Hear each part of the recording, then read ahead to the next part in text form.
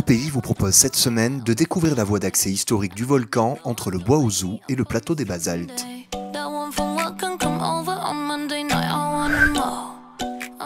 Avec la route forestière, rejoindre le pas de Bellecombe pour gravir le volcan ne pose aucun problème aujourd'hui.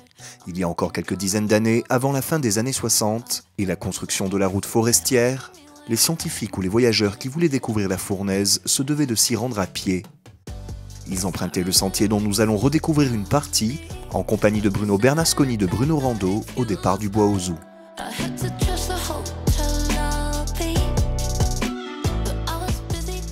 Ce sentier est jalonné de repères qui témoignent de l'histoire des lieux, tant de l'activité scientifique sur la zone que du marronnage. À peine a-t-on pris un peu de hauteur qu'on distingue cette petite carrière, d'où a été extraite une partie des roches qui ont servi à construire la route forestière.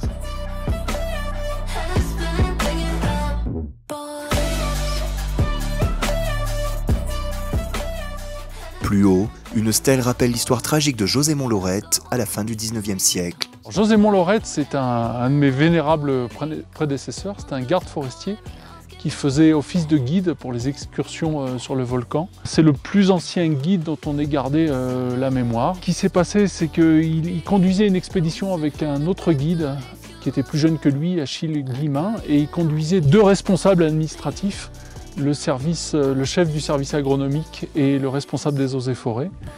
Et donc cette expédition a mal tourné puisqu'ils ont été pris par une tempête. En fait, on a retrouvé les trois autres qui étaient sains et saufs, mais très épuisés, très fatigués, à proximité de la caverne des Lataniers.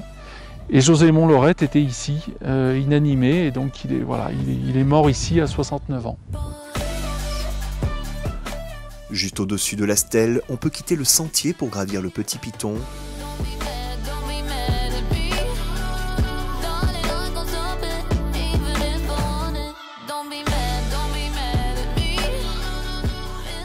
En quelques pas, nous voici au sommet, depuis lequel on profite d'un beau panorama. On appelle ce sommet le Piton des Feux à Mosa, du nom d'un ancien marron.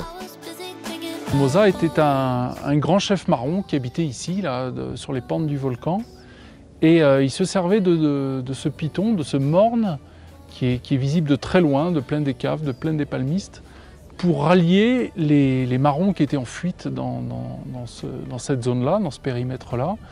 Et il demandait parce que c'était une véritable petite bande, il demandait à une de ses sentinelles d'allumer un feu de branle au sommet de ce morne. On connaît l'origine de ce nom, Morne des Feux à Mosa, parce que ça se trouve dans le livre de Bory de Saint-Vincent, donc le célèbre naturaliste fin 18e, début 19e. Et dans son livre, en 1801, il dit qu'il aurait eu l'idée de baptiser cette petite éminence dans le relief du nom de Philibert Commerson. Mais il dit que le morne s'appelait déjà Morne des Feux à Mosa et qu'en mémoire de ce chef marron, il préfère garder le nom originel parce que il ne veut pas enlever la tradition qui célèbre le nom d'un esclave, ce qui est déjà fort remarquable pour un naturaliste du 19e siècle.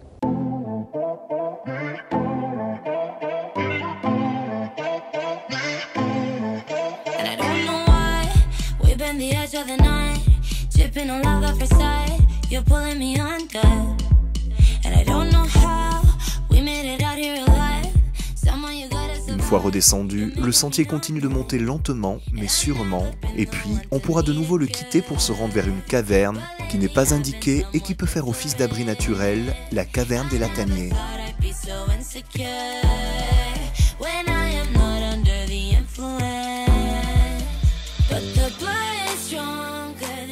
La caverne des Lataniers, au niveau naturel, c'est une coulée de lave scoriacée soudée, donc un ensemble qui est très compact. Ça se forme quand on est très proche d'un point d'émission, et la lave, quand elle tombe au sol, elle n'est pas encore refroidie et les éléments se soudent entre eux. Et souvent, sous ces coulées, il y a des éléments plus meubles qui peuvent s'en aller par érosion ou qui peuvent être creusés artificiellement par l'homme. Et on pense que c'est le cas de cette caverne. Ça s'appelle caverne des Lataniers parce qu'on le dit dans les livres, Originellement, on tressait des feuilles de latanier qu'on amenait de la côte, le latanier étant un palmier littoral, et pour boucher l'entrée de la grotte et limiter les effets du vent et le fait que la pluie rentre, etc. Et il y a quand même une surface assez importante qui permet de faire un feu, qui permet de dormir. Et voilà. De source historique, on sait qu'elle a servi d'abri pour les premiers explorateurs du volcan. On est à peu près à mi-chemin entre Bourg-Murat et le volcan lui-même. Beaucoup de gens qui ont été parmi les premiers explorateurs et visiteurs du volcan ont fait halte ici. Et on pense aussi que c'était un lieu où les marrons qui vivaient dans la zone, on a parlé de Mosa, mais il y avait plusieurs marrons qui vivaient dans cette aire du volcan, se servaient d'abri tels que les cavernes, et la caverne des Lataniers en l'occurrence.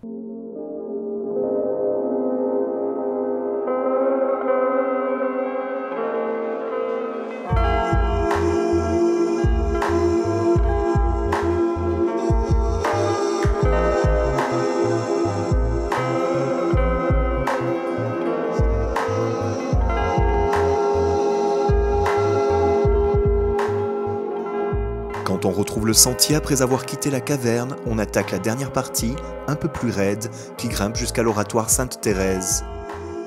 Cet oratoire connu et fréquenté malgré son isolement marque de mysticisme ce sentier. Il a été reconstruit en 1964, comme l'indique une petite plaque.